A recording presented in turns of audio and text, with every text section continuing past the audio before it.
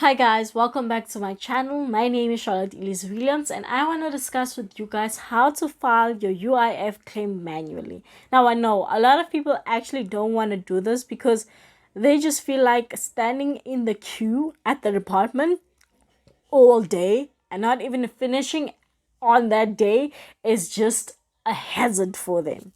Now, I need to make people understand something is that there are so many benefits that actually come with going and filing your UIF claim manually.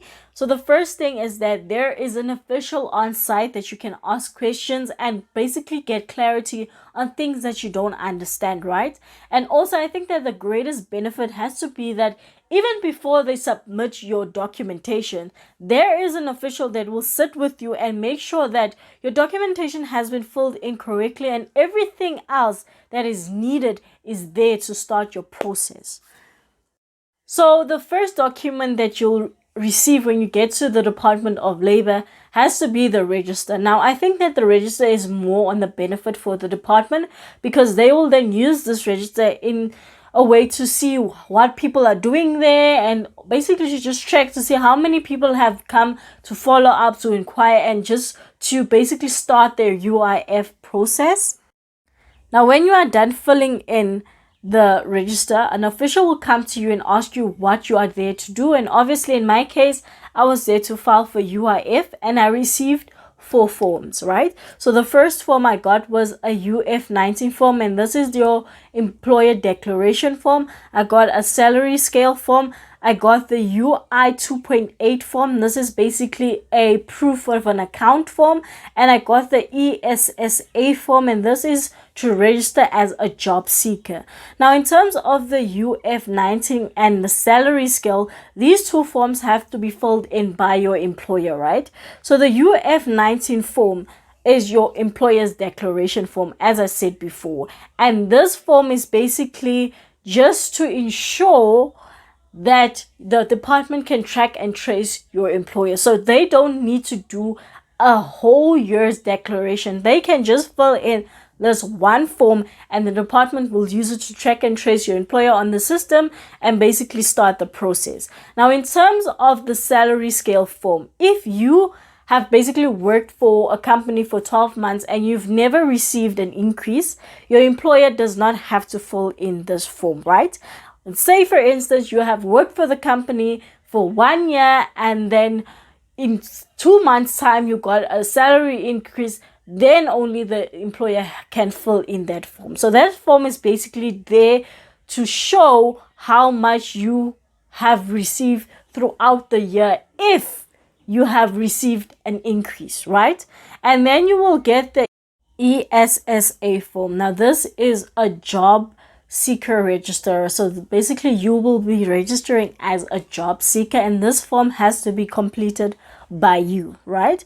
And then the UI 2.8, this is basically a proof of an account form. So this form you're going to take to the bank and the bank will fill in this form for you.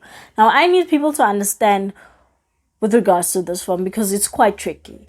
If you draw your proof of account and you take out your ID and then together with this UI 2.8 form, all the information needs to coincide. So every single detail that you have on your proof of an account needs to match the details on your ID, needs to match the details on your UI 2.8 form. The reason why I'm actually highlighting this is because when I drew my proof of account didn't show my second name or even the initial of my second name. So if your proof of account does not show your second name or the initial of your second name, the department might actually not proceed in paying out your UIF, right? So everything needs to be exactly the same. If you have 3 names on your ID documents, then you need to have at least your first name written in full and 2 initials and your surname. Because what people don't understand is that every single thing is going to be double checked, and if something isn't right, the department will definitely not pay out your claim and your claim might just not be approved at all. So make sure that the details that are on your ID, that are on your proof of account, and that are on your UI 2.8 is exactly the same.